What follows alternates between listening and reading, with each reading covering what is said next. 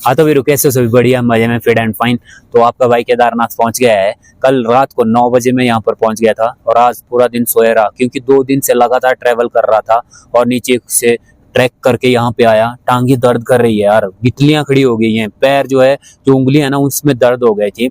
बड़े मुश्किल से शाम को यहाँ पर पहुंचा हूँ, बारिश साथ में हो रही थी, तो बड़ा खतरनाक एक्सपीरियंस रहा मेरा ट्रैकिंग का यहाँ का।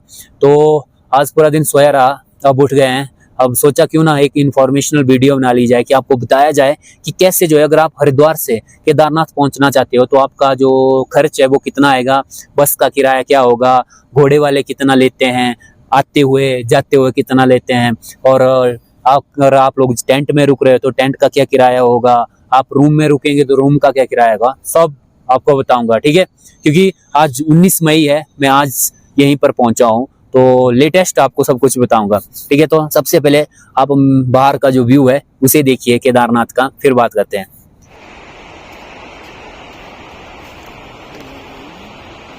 आप जहाँ पर भी है वहां से अपनी ट्रेन पकड़िए या बस पकड़िए, पहुंच जाइए हरिद्वार। हरिद्वार में bus station and railway station दोनों आमने सामने ही है। बाहर निकलोगे वहीं से ज्यादा 10 मीटर के आगे बसें खड़ी हुई आपको दिख जाएंगी। आप बस के पास खड़े हुई है, वहां पर कोई ना कोई पर्सन होगा जो आपकी बुकिंग कर देगा। अदरवाइज वहां पर जो है, इन्होंने सेक्टर हैं या दुकानें हैं, वहां पर इन्होंने अपना जो है रिसेप्शन खोला हुआ है, वहां पर जाकर जो है आप बुकिंग करवा सकते हो। मैंने जो है वो बुकिंग काउंटर पे जाकर ही अपनी बस बुक करवाई थी, और जो बस का किराया पड़ा था मुझे, वो पड़ा था 600 रुपये, और ये आपके सामने है, ठीक है। 2 नंबर मेरी सीट थी, 600 रुपये मेरा किराया था। और हरिद्वार से जो बसें हैं ना, वो सुबह 4 बजे के आसपास चलना स्टार्ट हो जाती है। डिपेंड करता है कि बस जो है वो कितना टाइम जो है बुक होने में लेती है। जब बस पूरी तरह बुक हो जाती है फिर बस चलना स्टार्ट हो जाती है। मेरी बस जो है, मैं पहुंचा था सुबह 4:30 बजे के आसपास, और 5:30 बजे मेरी बस चलना स्टार्ट हो गई थी।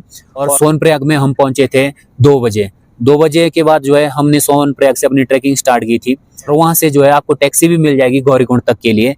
देखिए, बस जो है ना, बस के ऊपर लिखा होता है गौरीकुंड, तो बस जो है गौरीकुंड तक नहीं आती है, वो सीतापुर तक ही आती है। वहां से आपको पैदल आना पड़ेगा सोनप्रयाग। सोनप्रयाग से आपको टैक्सी मिल जाएगी। टैक्सी का जो किराया होता है गौरीकुंड का, वो होता है 50 रुपए पर पर्सन। टैक्सी से आप गौरीकुंड पहुंचोगे।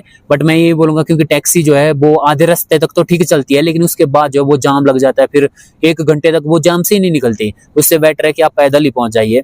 और उसके बाद गौरीकुंड में आप पहुंचोगे, वहां पर आप स्नान कीजिए गर्म गर्म पानी में। हम भी नहा के आए थे। फिर वहां से ऊपर आओगे, आप ऊपर जो है थोड़े से ऊपर आओगे तो वहां पर जो है आपको घोड़ों की पार्किंग मिल जाएगी।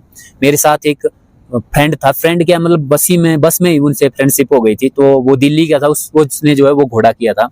तो आप जो है वो घोड़ों की पार्किंग में पहुंचेंगे, जो गौरीकुंड से थोड़ा सा ऊपर है, मतलब ज्यादा नहीं, मैं बोलूंगा 100 मीटर ऊपर होगा। तो आप वहां पर जो है आप घोड़ा कीजिए। घोड़े का किराया मिलेगा आपको गौरीकुंड से या केदारनाथ का 3500 रुपए।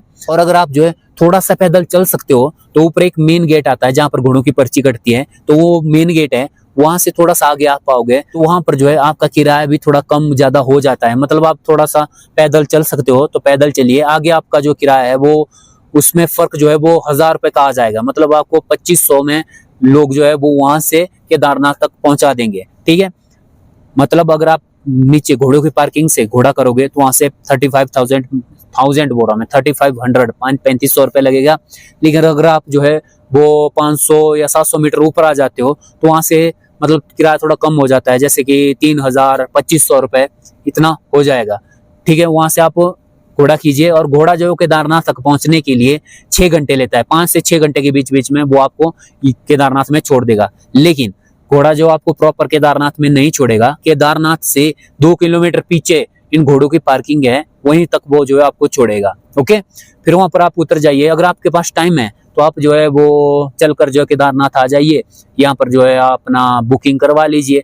लेकिन अगर आप वहां से पीछे ही रुकना चाहते हैं तो वहां पर जो आप कैंप भी ले सकते हो, जैसा कि जहाँ पर मैं बैठा हूँ कैंप ले सकते हो। जो टेंट है ना, टेंट का जो रेंट है वो कोई 300 दे रहा है, कोई 400 दे रहा है, कोई 500 दे रहा है। 500 ऊपर कोई नहीं दे रहा, लेकिन 500 लगभग है।